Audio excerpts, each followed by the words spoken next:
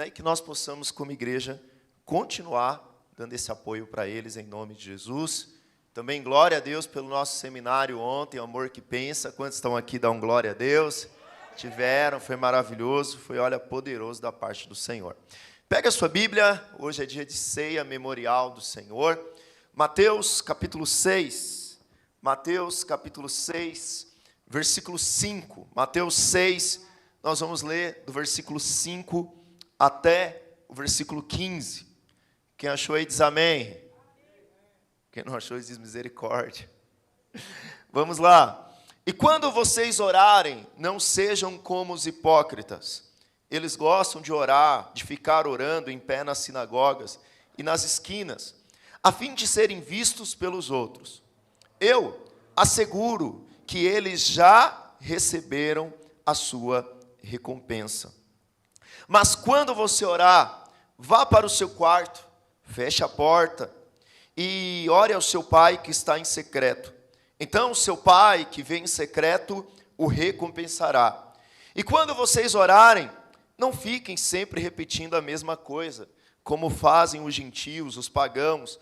Eles pensam que por muito falarem, serão ouvidos. Não sejam iguais a eles, porque o seu pai sabe do que vocês precisam, antes mesmo de o pedirem. Vocês orem assim: Pai nosso que estás no céu, santificado seja o teu nome, venha o teu reino, seja feita a tua vontade, assim na terra como no céu. Dá-nos hoje o pão de cada dia, perdoa as nossas dívidas, assim como perdoamos a quem aos nossos devedores, e não nos deixe cair em tentação, mas livra-nos do mal, porque teu é o reino, o poder e a glória para sempre. Amém. Pois se perdoarem as ofensas uns dos outros, o Pai Celestial também perdoará vocês. Mas se não perdoarem uns aos outros, o Pai Celestial também não perdoará as ofensas de vocês. Vamos orar ao Senhor. Espírito Santo, nós pedimos por revelação da Tua Palavra. Pedimos que o Senhor fale conosco nessa manhã. Ó Deus, que a Tua Palavra se firme em nosso coração, produza frutos. Tira de nós toda distração, Pai. Tudo aquilo que nos rouba a palavra do nosso coração. Se você crê, diga amém. Irmãos, na semana passada, ainda dentro da série expositiva Sermão do Monte, nós aprendemos que Jesus nos ensina e ensina os seus discípulos que não basta você fazer a coisa certa. A coisa certa da forma errada é coisa errada. Então, para isso, Jesus usa em Mateus 6, do 1 até o 18, 3 exemplos. A motivação quando você ir ajudar o pobre. Quando você ajudar o necessitado. A motivação quando você orar. E a motivação quando você jejuar. Para você entender, a oração, ela tinha papel central na vida de um judeu da época de Jesus. Um judeu, ele dividiu o dia em 3 partes da oração. A terceira hora, que era 9 da manhã, então era o primeiro momento de oração de um judeu. A sexta hora, então você tinha lá ao meio-dia, e você tinha às 3 da tarde. Então todo judeu, ele estando em Jerusalém, ou ele estando em qualquer lugar, ele tinha que parar e ele tinha que orar. Mas não apenas as 3 orações. Havia uma tradição judaica, ensinada pelos rabinos, chamado de as 18 orações. Apesar de serem do nome, eram 19. Pastor, por que 18 então? Com o tempo, acrescentou-se mais uma. Mas essas 18 orações, um judeu usava para tudo. Para comer, ao sair de casa, ao voltar, ao trabalhar. Tudo que o judeu fazia, ele tinha que orar. Os gentios, os gregos, os orientais da época de Jesus, não era diferente. A oração também fazia parte da vida deles. Eles tinham longas orações de meditação. E eles acreditavam que, por orar muito, os deuses, falsos deuses nos quais eles criam, os responderiam. Então eles faziam longas e repetitivas orações.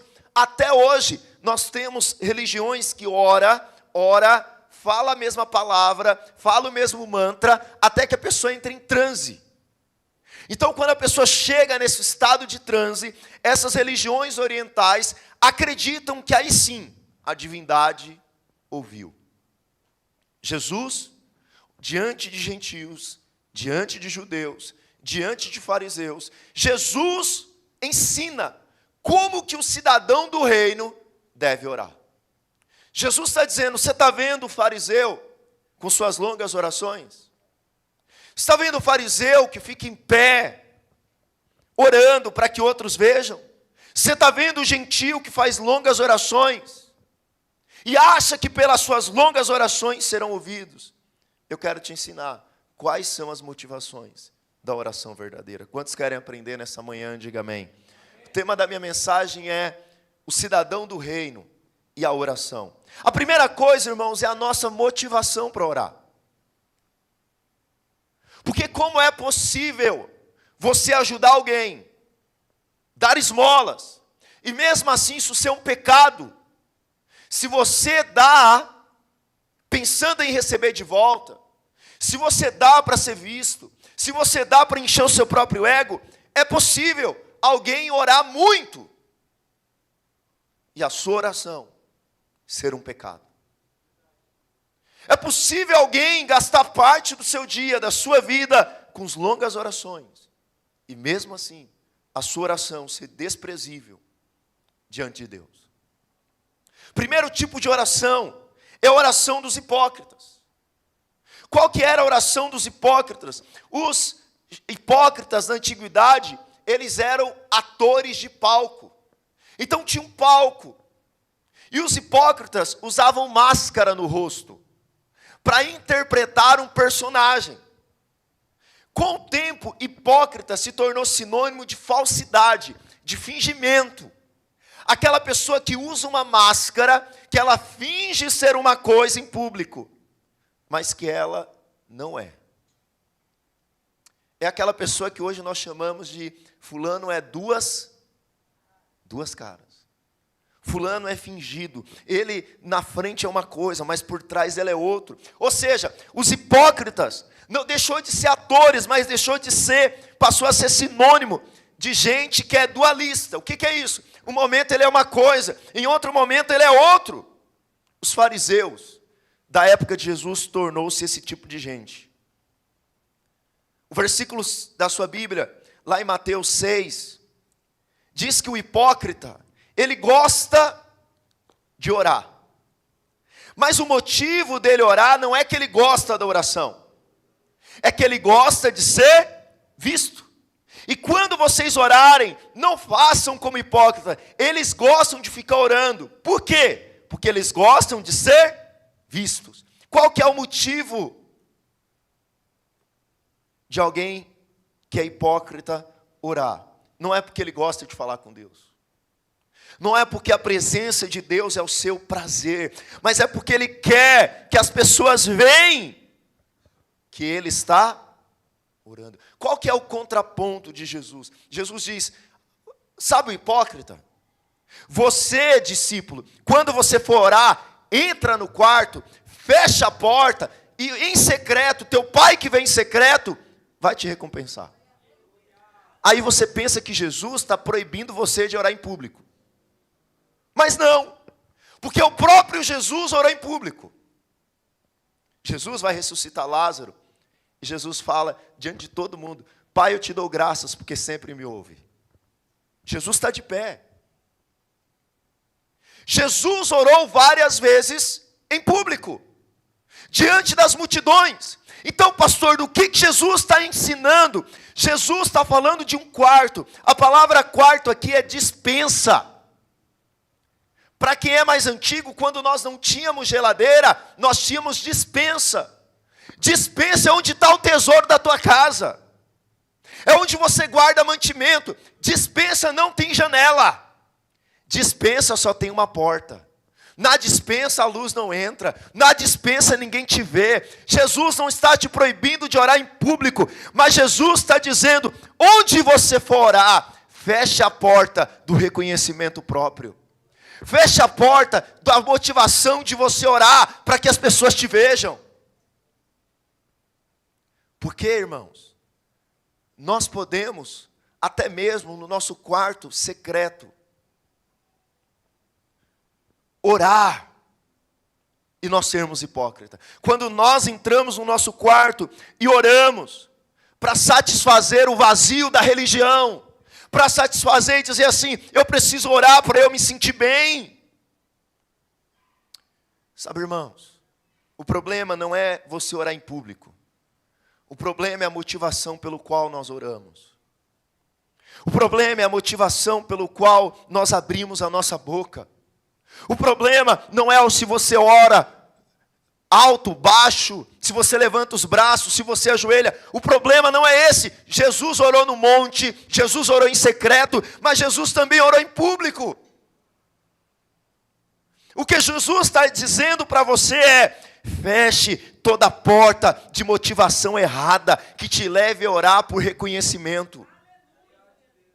Mas, irmãos, quantas vezes nós entramos no quarto e a nossa oração é por reconhecimento? Segunda coisa, era a oração dos gentios. A oração daquele que não era judeu.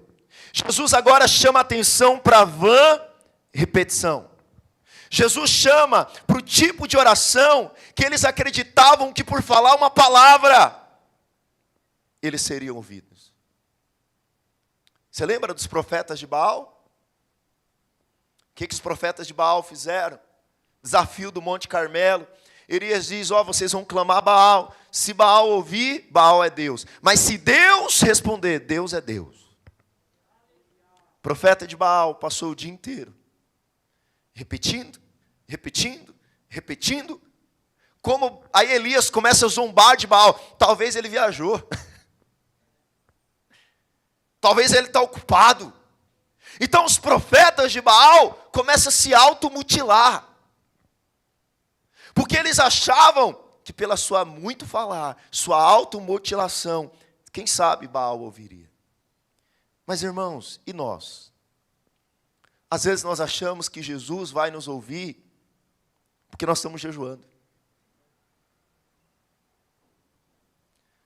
Às vezes nós fazemos greve de fome, dizendo assim, Deus, quando você era católico, perdoa os católicos, você colocava Santo Antônio de cabeça para baixo, dentro da água, para o santo te ouvir, para ele não morrer afogado. Mas agora você virou crente e você fala, eu vou jejuar, até Deus me responder. Quantas vezes, irmãos, nós terminamos as nossas orações em nome de Jesus, não porque nós confiamos na obra da cruz, mas porque nós achamos que a palavra, o nome de Jesus, é abracadabra. Nós achamos que porque terminamos a nossa oração de um jeito, Deus irá nos ouvir. Quantas vezes nós medimos a qualidade da nossa oração pelo tempo que nós ficamos no nosso secreto, pelo tempo que nós ficamos no nosso quarto, ou avaliamos a nossa oração se a gente ora gritando ou se a gente ora em silencioso, e a gente olha para o irmão do meu lado e fala assim, Deus não está ouvindo, porque a nossa motivação está errada. Jesus está dizendo, discípulos, não sejam como eles, porque o Pai que te vê em secreto, Ele já sabe o que você precisa. Pastor, mas se o Pai que me vê em secreto já sabe o que eu preciso, para que eu preciso orar? Porque não é isso que diz o versículo 8, irmãos? Não sejam iguais a eles, porque o seu Pai sabe o que vocês precisam, antes de vocês pedirem. Mas se o meu Pai já sabe, para que eu oro? Porque deixa eu te contar algo. A oração não é um fim em si mesmo. A oração não é a causa da resposta. A oração é o meio da graça. A oração é o meio que Deus deixou para você acessá-lo. O segredo não está na oração. O segredo está no Pai que vem em secreto.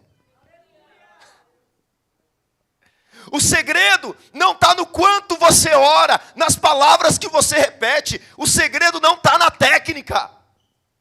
O segredo está no Pai que está no secreto. O Pai que te fez filho amado. E o Pai que te responde. Por isso, nosso Deus não é como os falsos deuses.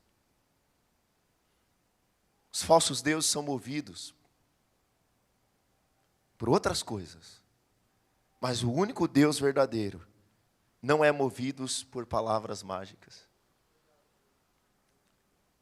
Não é movido pela forma que você ora. Não é movido pela quantidade que você ora. Ele é movido porque Ele é o seu Pai. E o Pai que te vê em secreto te responde. Então Jesus passa a dizer qual deve ser, ele falou quais são as motivações erradas. Mas agora, no segundo ponto desse sermão, Jesus vai nos dizer quais são as motivações da oração do cidadão do reino. Quais são as suas motivações para quando você orar em público ou no secreto, você não ser como gentios e não ser como hipócritas? Quais são as motivações do cidadão do reino? Está no versículo 9 e 10. Ele diz assim, oração muito bem conhecida. Quando vocês orarem, orem assim: Pai nosso que estás santificado. Pastor, qual a primeira motivação correta da minha oração? A glória do Pai. A motivação, toda oração, irmãos, não deve ser nós o centro. Quando eu vou para o meu quarto, quando eu oro no culto, é momento de eu sair do centro, de eu sair do foco. Jesus nos ensina que Deus é Pai. Nenhum judeu, até o 4º século, chamava Deus de Pai. Mas o Filho unigênito diz, por causa da minha obra na cruz, vocês se tornaram filhos. E porque vocês se tornaram filhos, vocês podem chamar Deus de Pai. Não é um Deus distante. Por isso podemos chegar até Deus como seus filhos. Mas presta atenção, o Pai não é meu. Você percebeu que essa não é oração individual? O Pai não é meu. O Pai é nosso. O Pai nunca é seu. O Pai é sempre nosso. Por isso a oração ela é coletiva. Por isso a oração ela não é egoísta. Nós criamos uma cultura de culto, irmãos, onde nós ensinamos, durante muito tempo, que é só você e Deus. Está errado. Porque culto não é só você e Deus. Não é só você e seu Pai. É nosso Pai. É nosso Deus. Por que nós não apagamos as luzes aqui? Eu apaguei hoje por causa do projetor. Porque quando nós apagamos as luzes, antes as cadeiras eram de banco, então você era obrigado a sentar junto com o irmão. Hoje é cadeiras, são individuais, aí você já fica no seu individualismo. Antes a gente apagava as luzes, aí você ficava, agora é só eu e meu Pai. O Pai não é só seu. O Pai também é Pai desse irmão que está aí do seu lado. O Pai que te sustenta durante a semana, o Pai que te sustenta, é o Pai que sustenta esse irmão. Por isso o Pai tira você do centro. E o Pai diz, eu sou seu Pai, mas não sou só seu. O Pai não é meu Pai, o Pai é nosso Pai. Segunda coisa, santificado seja o teu nome. Além de tirar, quando eu vou para a oração verdadeira, eu saio do centro, ele vai dizer, santificado seja o teu nome. O que é isso? O segundo aspecto é o nome de Deus. O nome de Deus não é só letras juntas. O nome de Deus é santo. O nome de Deus revela a sua personalidade, representa quem Ele é. Aqui Jesus está ecoando o 3º mandamento, onde Ele diz em Êxodo 27, não tomais o nome do Senhor em vão. As nossas orações devem ser, Senhor, que este mundo reverencie o Teu nome. que este mundo saiba que o Senhor não é como os outros falsos deuses, que o Senhor não é um Deus falso, que este mundo reconheça e separe o teu nome de glória. Terceiro aspecto da oração do cidadão do reino é que ele é o nosso Pai que está nos céus, por isso a glória dele. O seu nome é santo, ou seja, eu já entro na minha oração me tirando do centro, trazendo Deus para o centro, santificando o teu nome, mas agora ele diz assim: venha o teu reino. Deus já governa. O universo já está sobre o seu governo, seu reino já é presente, mas nós devemos orar para que o reino venha em toda a sua plenitude, para que todos os corações se rendam ao seu governo e soberania, irmãos. Mas fala a verdade, quantas vezes a gente vai para o nosso quarto com a nossa lista de oração, e aí nós falamos: Senhor, eu sei que o gênio da lâmpada diz que eu tenho 3 pedidos. Mas o Senhor, como é meu pai, eu tenho mais. E aí o pai fala: beleza, fala aí quais são os seus pedidos, filho. Ô Senhor, aumenta o meu reino.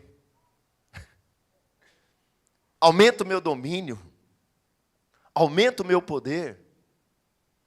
Jesus fala: filho, você não entendeu. O secreto não é sobre você. Não é sobre o seu poder. Não é sobre o seu reino. Nós oramos para que Deus expanda a gente, alarga a gente, que o nosso governo cresça. E Deus está falando: não. Sabe o que eu te ensinei? E aí vem o outro aspecto, que é o meu ponto 4 aqui. Seja feita a tua, assim na terra como no céu. A oração do cidadão do reino é que ele entendeu que no céu, todos os corações, todas as vidas estão submetidas, rendidas à vontade de Deus, que é boa, perfeita mas ele sabe que na terra ainda há uma rebelião contra Deus. Ainda há uma rebelião contra a sua vontade. E qual é a oração dele? A oração dele é: faça a tua vontade. O cidadão do reino não decreta a vontade dele. O cidadão do reino não decreta aquilo que ele vai fazer.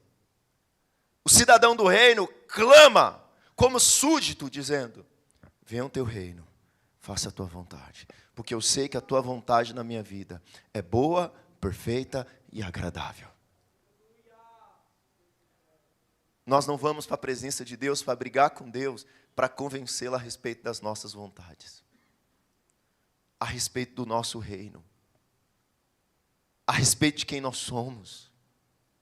O cidadão do reino vai diante dele dizendo: eu sei que tu és o meu Pai, a glória é tua, santificado seja o teu nome, Senhor. Venha o teu reino, Pai, venha o teu reino no meu trabalho, venha o teu reino na minha escola, venha o teu reino sobre o meu casamento, venha o teu reino, não faz a minha vontade, faça a tua vontade, Senhor. Mas a segunda motivação do cidadão do reino é a sua dependência do Pai. Se a primeira motivação do cidadão do reino a orar é a glória do Pai, a sua segunda é a sua dependência. Porque ele vai dizer no versículo 11, acompanha comigo: o pão nosso de cada dia.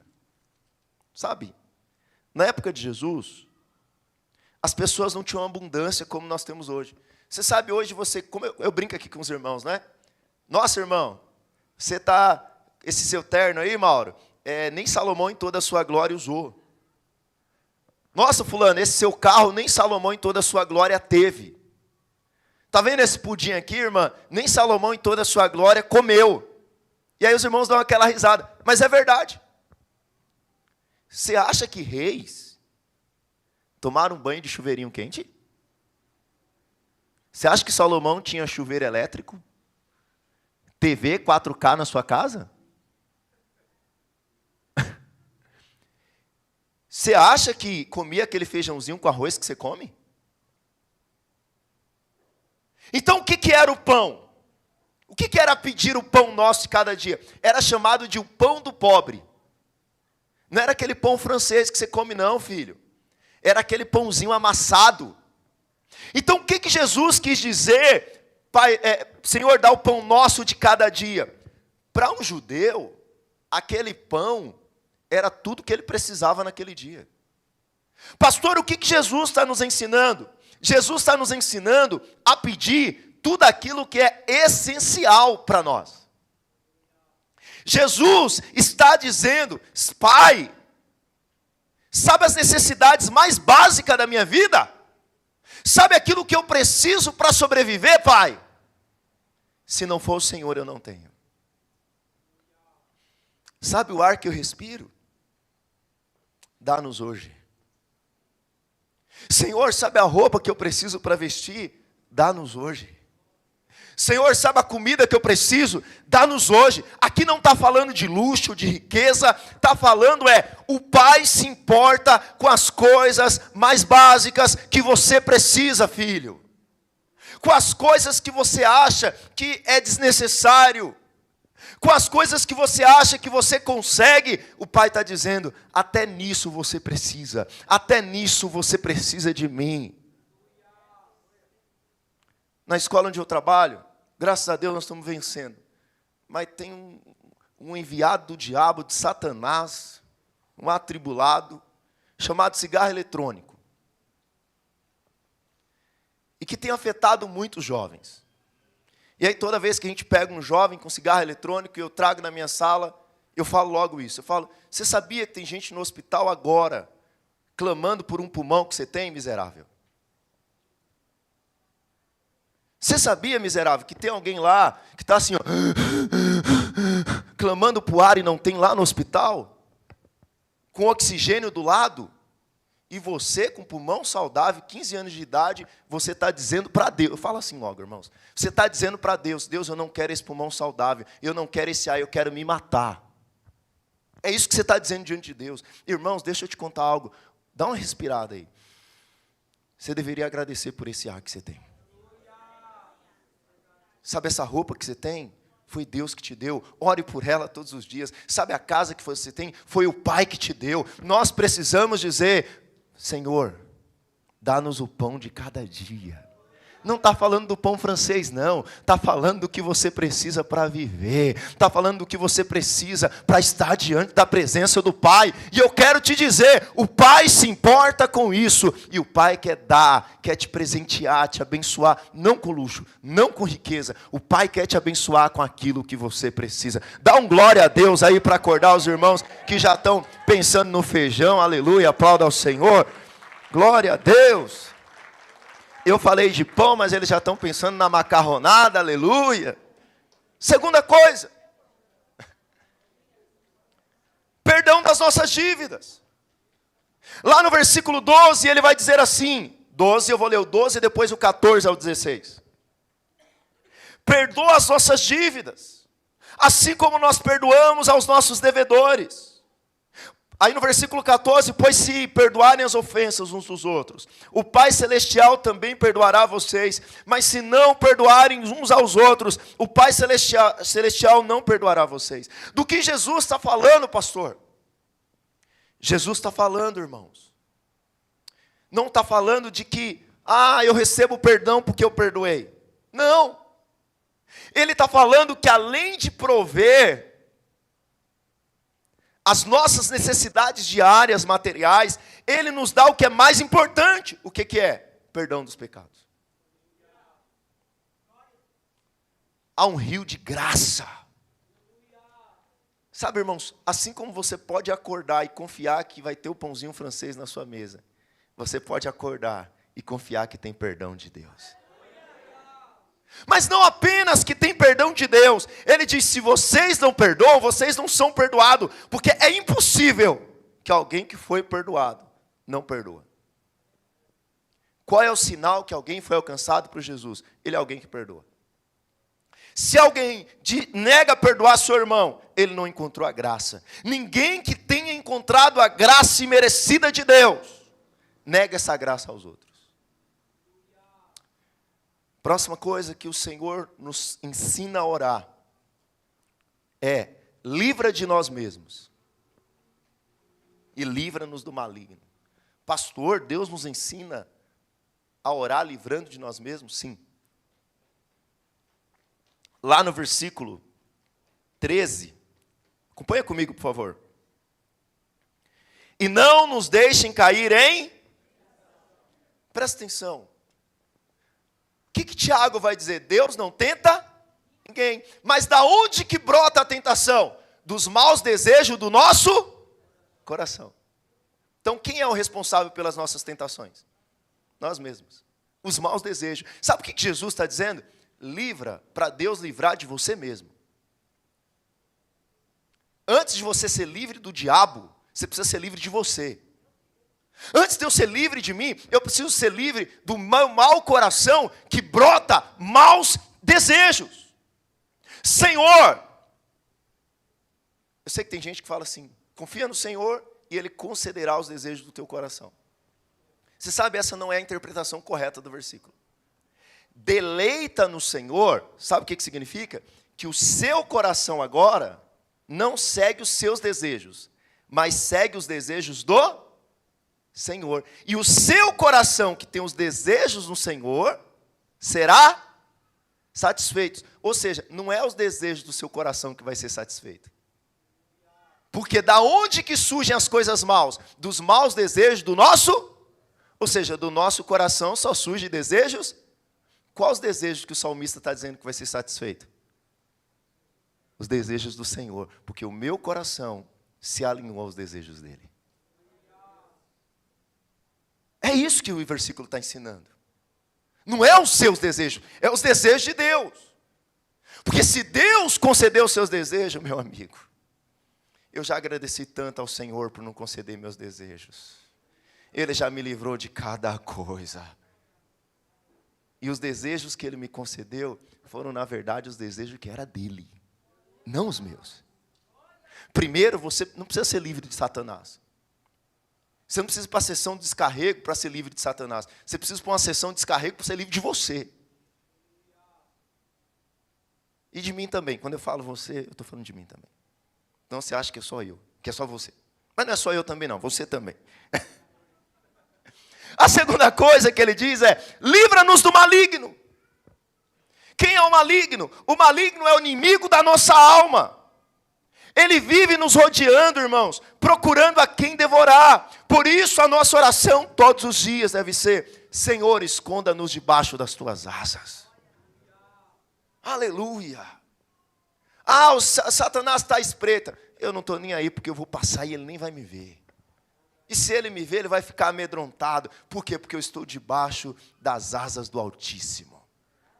Aleluia. O meu Redentor vive. Ele está sentado à destra de Deus. Ele me defende. Satanás tentou me peneirar, é verdade, mas o Senhor intercedeu por mim. Oh, glória. E como que a nossa oração termina? A nossa oração termina declarando no versículo 13: porque teu é o reino. Porque teu, em seguida teu é o poder, e tua é a... Você acha que Deus precisa que você lembre que dele é o reino? Irmãos, olha para cá, você acha que Deus precisa que você lembre que dele é o poder? Você acha que Deus precisa que você lembre que dele é a glória? Não. Sabe quem que precisa ser lembrado disso? Somos nós. Porque quando nós vamos para a nossa oração, às vezes nós achamos que o reino é nosso, que o poder é nosso, que a glória é nossa. Mas a oração agora, ela volta para um louvor, ela volta agora para uma adoração. Por que a adoração tem que ser cristocêntrica? Por que a adoração não pode ser voltada para o homem?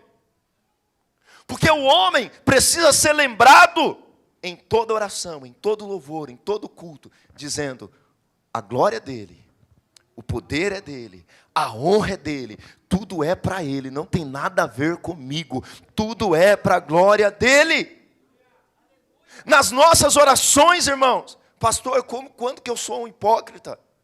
Irmãos, quando a oração é sobre você. Se você dobra seu joelho e a sua oração é sobre você, eu quero, eu decreto, eu determino, porque eu vou receber, porque eu vou avançar, porque eu vou vencer, porque eu... Irmão, você está perdendo teu tempo. Ai, pastor, mas eu recebi. O budista lá também recebe, filho. Você prosperar, você decretar e ter alguma coisa, não quer dizer que Deus aprova. A nossa oração é diante dEle, declarando a glória dEle. Ele é o Pai. Seu nome é santificado. Sabe, dEle é a glória. Dele é a glória, dele é o reino, seja feita a vontade dele. Aqui Jesus não te dando uma fórmula para você repetir, você pode repetir, mas Jesus está te ensinando quais são as motivações. Você está dizendo, Senhor, a minha dependência é do Senhor, perdoa as minhas dívidas, Senhor, livra de mim mesmo, livra do maligno. Sabe, irmãos, quando as multidões estavam querendo tornar Jesus rei, Jesus, ele nunca aceitou glória humana. E quando Jesus multiplicou os pães, e as pessoas queriam colocá-lo como rei, sabe o que Jesus fez? Saiu do holofote. Jesus procurou um lugar isolado para orar. Pastor, por que ele não é o rei? Ele é um rei, mas não de glória humana. No ápice do ministério, Jesus estava curando, libertando, capiroto saindo, a glória vindo e tal. E os discípulos falavam, agora é o ápice, agora nós vamos chegar em Jerusalém e vamos arrebentar agora. Jesus sumia. Jesus chegava lá, libertava o gadareno e tal, o endemoniado saía. Aí Jesus pegava o barquinho dele, ó, dava no pé. As multidões ficavam atrás dele, cadê? Sabe por quê? Porque ele saía do holofote, porque ele não queria a glória humana. Ele queria a glória que vem do Pai. Ele queria a glória que vem do Pai. Sabe o que isso nos mostra? Jesus ia para o monte. Não é porque o monte, irmãos, tem algo especial, você está mais perto de Deus. Não, só você tem que orar no Everest. Mas por que Jesus ia para o monte? Porque lá não tinha glória humana. Lá não tinha pessoas para admirar. Isso nos mostra uma coisa, oração é o remédio de Deus, é o antídoto de Deus contra toda a glória humana. Pastor, qual oração verdadeira? Aquela que você sai e você sai adorando. Você chega lá para colocar suas necessidades e você sai exaltando o nome do Senhor. Sabe que a oração verdadeira não é um meio de você receber elogios. Deus não é movido pelas suas técnicas ou pelo seu muito falar. Por isso, irmãos, nós temos que ter a certeza que Cristo, o unigênito do Pai, nos fez filhos de Deus. Por isso a gente pode chegar diante do Pai a Ele para exaltá-lo, mas também colocar diante dEle as nossas necessidades, tendo certeza. Eu tenho certeza de uma coisa. Qual certeza? O Pai me ouve. Fique de pé no seu lugar. O Pai que vem em secreto, Ele recompensa. O Pai que vem em secreto me abençoa. E por que o Pai me abençoa? Não é para que meu reino expanda, não é para que meu reino cresça, mas é para que eu reconheça que a glória, a honra e o poder é dele. Esse texto nos chama, irmãos, o Pai Nosso. Você sabe uma coisa que Jesus ensinou? O ser humano ele é tão terrível que ele pegou o Pai Nosso e fez aquilo que Jesus disse para ele não fazer. Porque você pode repetir o Pai Nosso, não tem problema nenhum. Mas quantas vezes a gente pega o Pai Nosso, aí à noite, né? Deixa eu orar. Vou orar aqui, o Pai Nosso. Pai Nosso que estás no céu, santificado seja o vosso nome. Senhor, abençoa os meus pecados.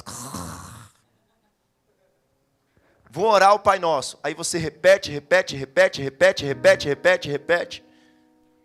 Orei! Quanto tempo você orou? Se eu orei 10 Pai Nosso e 5 Ave Maria. Opa, você é crente, você não ora Ave Maria. Mas às vezes nós criticamos os católicos. E nós fazemos a mesma coisa. Nós repetimos. E aí qual que é a nossa reza? Em nome de Jesus. Mas você está falando isso por quê? Porque você acha que é uma palavra mágica? Ou porque você está crendo realmente no seu coração, do seu interior, que o nome de Jesus tem poder, que Ele te fez filho de Deus? Vamos adorar o Senhor por um instante. Se essa palavra falou ao seu coração, ore ao Senhor sobre as motivações das suas orações.